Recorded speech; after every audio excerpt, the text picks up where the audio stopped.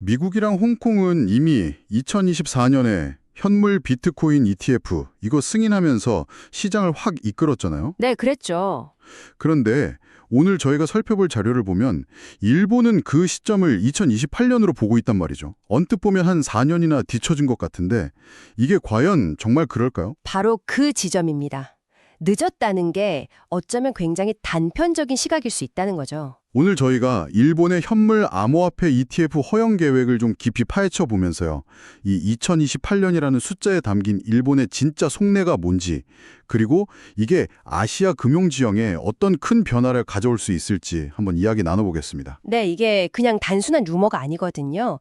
일본 금융청 FSA가 투자신탁법 개정을 공식적으로 논의하고 있고 그 노무라나 SBI 같은 아주 큰 금융사들이 이미 구체적인 상품 설계까지 마친 상태입니다. 아, 정부 지원까지 있는 거고요? 맞습니다. 이건 명확한 로드맵이에요.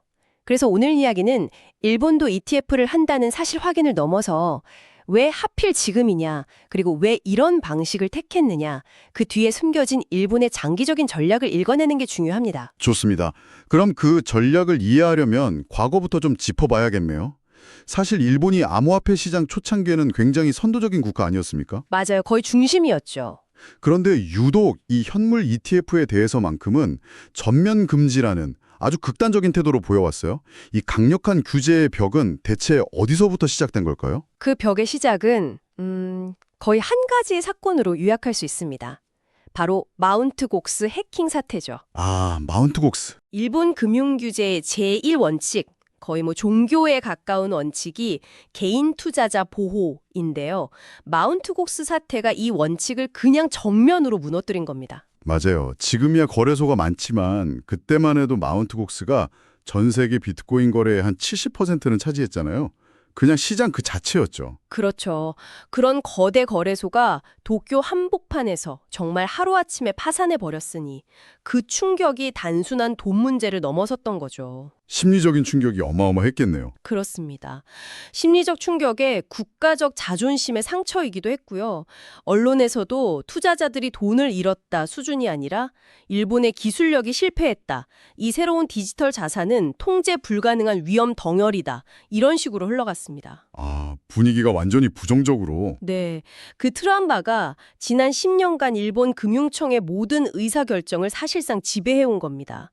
레버리지나 파생상품처럼 조금이라도 위험해 보이는 상품은 아예 쳐다보지도 않으려는 그런 극도의 보수주의가 자리 잡게 된 거죠. ETF가 바로 그 지점에 딱 걸렸던 거군요. 기관 투자자들만 하는 게 아니라 주식처럼 누구나 심지어는 보수적인 노년층 투자자들까지 쉽게 살 수 있으니까요. 정확합니다.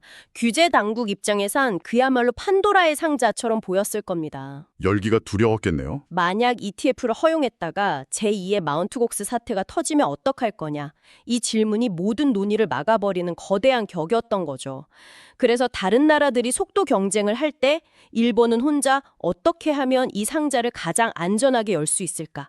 이걸 고민하면서 훨씬 더 길고 엄격한 검증의 시간을 가질 수밖에 없었던 겁니다. 그 10년간 굳건했던 규제의 벽이 이제 움직이기 시작했다는 건데 대체 어떤 변화가 그 벽에 균열을 낸 걸까요? 그렇게 강력했던 트라우마를 극복할 만한 뭔가 더 큰 동력이 생겼다는 뜻일 텐데요.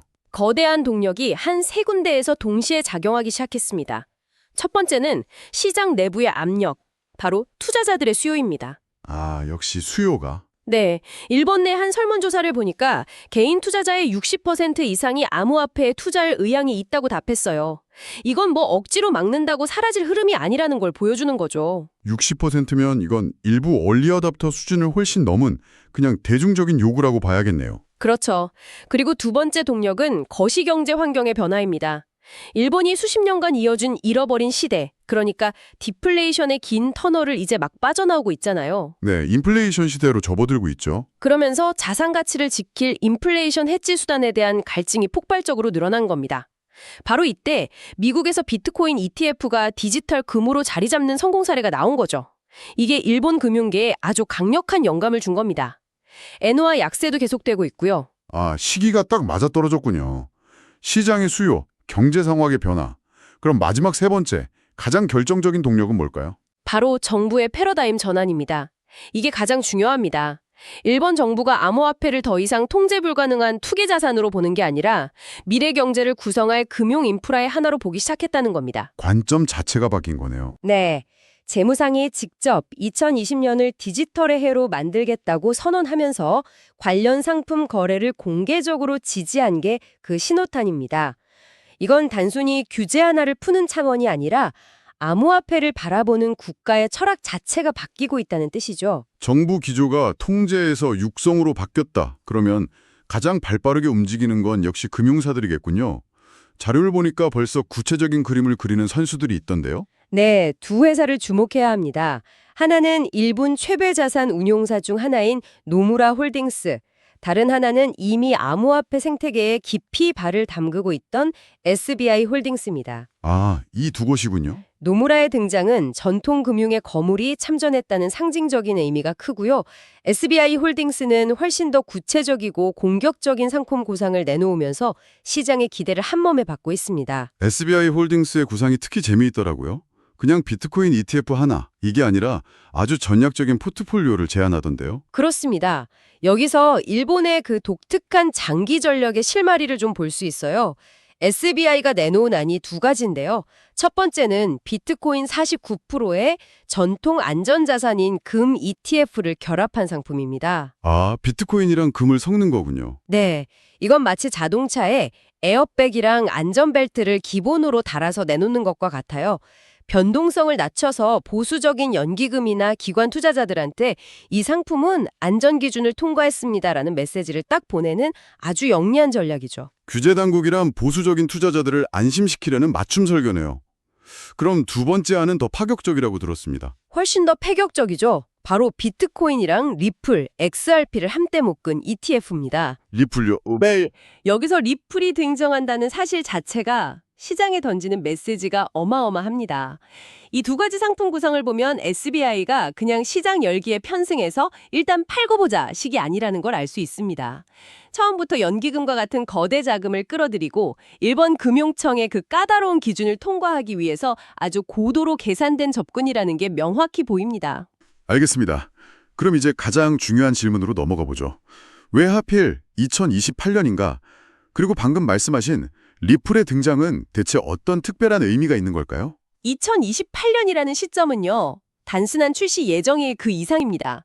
그건 암호화폐가 일본의 공식적인 금융 시스템에 완전히 통합되는 원년을 의미합니다. 완전한 통합이요? 네, 지금까지 암호화폐는 코인 거래소라는 별도의 섬에서만 거래가 됐다면 2028년부터는 우리가 아는 주식, 채권처럼 증권사 HTS의 자산 목록에 당당히 이름을 올리게 된다는 뜻입니다. 아, 그게 핵심이군요. 그러니까 암호화폐를 위한 특별 구역을 만들어주는 게 아니라 기존의 증권, 은행, 보험이 있는 본토 금융 시스템에 완전히 편입시켜서 동등한 자산으로 인정하겠다는 선언이네요. 바로 그겁니다. 제도권으로의 완전한 편입. 이렇게 되면 일본의 거대한 연기금과 기관 자금이 암호화폐 시장으로 들어올 수 있는 합법적이고 안정적인 고속도로가 열리는 겁니다.